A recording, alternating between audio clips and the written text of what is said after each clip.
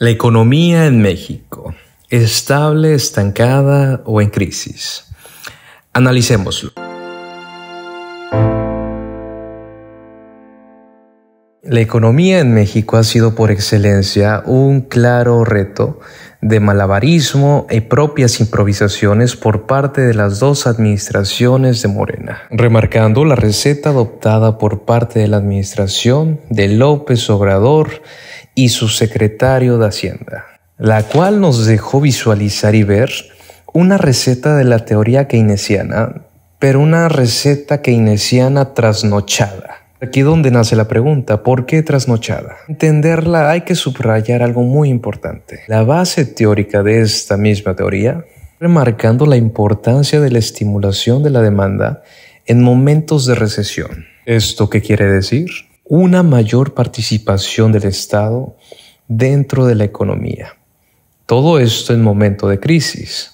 Pero es aquí donde nace el problema, que no salimos de esa crisis desde hace más de 7 años. Todo esto sin mencionar el nulo crecimiento económico que México ha experimentado. Y como ya nos tienen acostumbrados, si no es una excusa, es una justificación.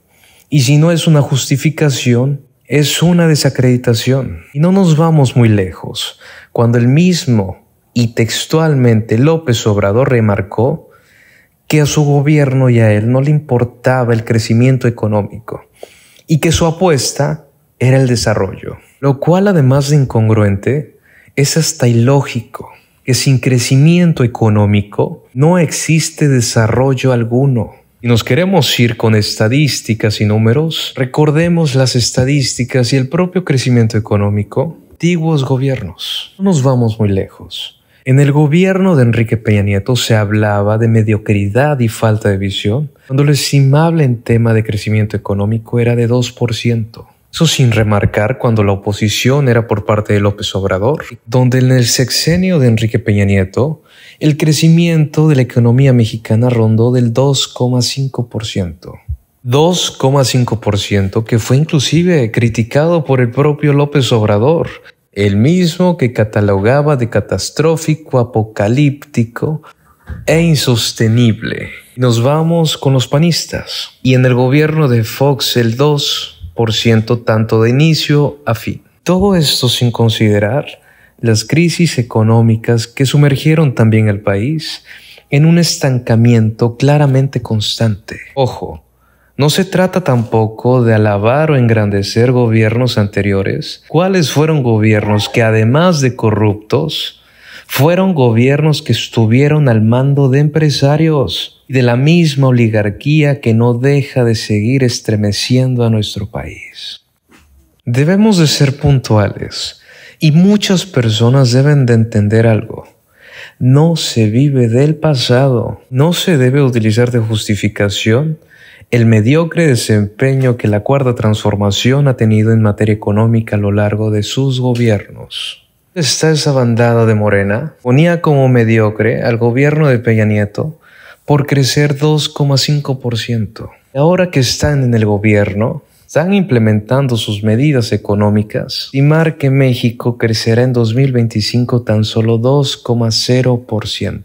Donde la propia comunidad internacional ha dado estimaciones menos optimistas. Banco Mundial 1,5, FMI 1,3, OCDE 1,2, BBVA 1,0, Banamex 1,0. Y el mismo Banco de México que estima un crecimiento para este 2025 de 1,2%.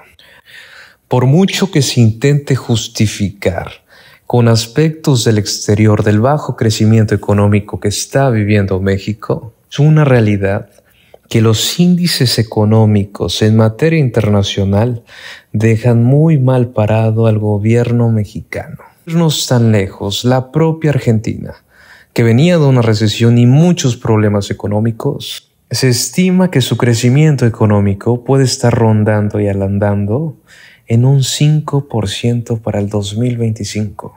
Propia Uruguay, de un 3%, Perú con una estimación del 2,6% y Chile con 2,4% para el 2025. Lo que es una realidad. Los socialistas no entienden de economía básica y por mucho que se les intente explicar, saldrán con la bandera de proyección del bienestar.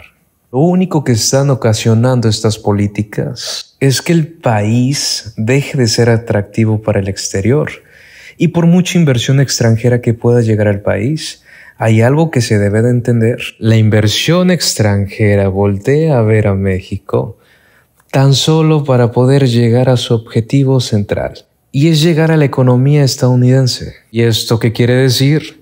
Que tan solo somos un trampolín y un medio para llegar a Estados Unidos. Pero visualizando el panorama geopolítico y tras la llegada de Donald Trump, esa liga está más tensa que nunca. Y todo esto bajo la premisa de que el presidente de la Casa Blanca ya advirtió a México que impondrá el 25% en materia de aranceles a México desde el primer día de su mandato. ¿Y cuál es la exigencia? Frenar la invasión de migrantes y droga. Esto es desglose de la información que desde el 20 de enero, día en que tomará posesión, impondrá un arancel del 25% a México y lo mantendrá hasta que nuestro país frene el paso de drogas y la invasión de migrantes a Estados Unidos. Todo eso en su cuenta Truth Social aseguró que miles de personas están atravesando México y Canadá, trayendo crimen y drogas a niveles nunca antes vistos. Todo esto con las medidas que el gobierno estadounidense ya viene anunciando, donde también mencionó que China tendrá un 10% en tema de aranceles. Ya deja un precedente entre el gobierno de Estados Unidos y el mexicano, más de haber tensiones, algo más que un asunto político. El único contrapeso que realmente pondrá en encrucijada al gobierno dictatorial, centralista de Claudia Sheinbaum. Y por si no lo recuerdan y me quieren tachar de amarillista, ¿recuerdan la planta de Ford que llegaría a San Luis Potosí? Todo eso en el gobierno de Peña Nieto. ¿Cuál no es menos? Se hablaba de una inversión de $1.600.000 y bajo las mismas estimaciones de 2.800 empleos tan solo en esa región. ¿Y recuerdan por qué se canceló? Fue por la presión que el gobierno de Donald Trump ejerció sobre la empresa automovilística. La llegada de Trump a la Casa Blanca, lo único que nos deja aventurarnos es que el actual gobierno estará bajo la espada y la pared. Que si no se refuerza el atractivo económico interno del país, se desencadenará una fuga de capital extranjero. Todo esto bajo la premisa de una posible llegada de una reforma fiscal. Panorama geopolítico del país, cual generará y dará un golpe contundente de realidad al gobierno de fantasía y paralelismo. Todo esto sin mencionar la tendencia a la alza del crimen organizado y el amedrantamiento pequeños y medianos comercios sufren, los cuales ya deben de lidiar con dos delincuentes, el gobierno y el crimen organizado. Bueno amigos, esto ha sido todo por hoy. Les agradecería mucho que me regalaran un muy buen like y que se suscribieran al canal. Yo soy Jarocho TV y nos vemos en el próximo video.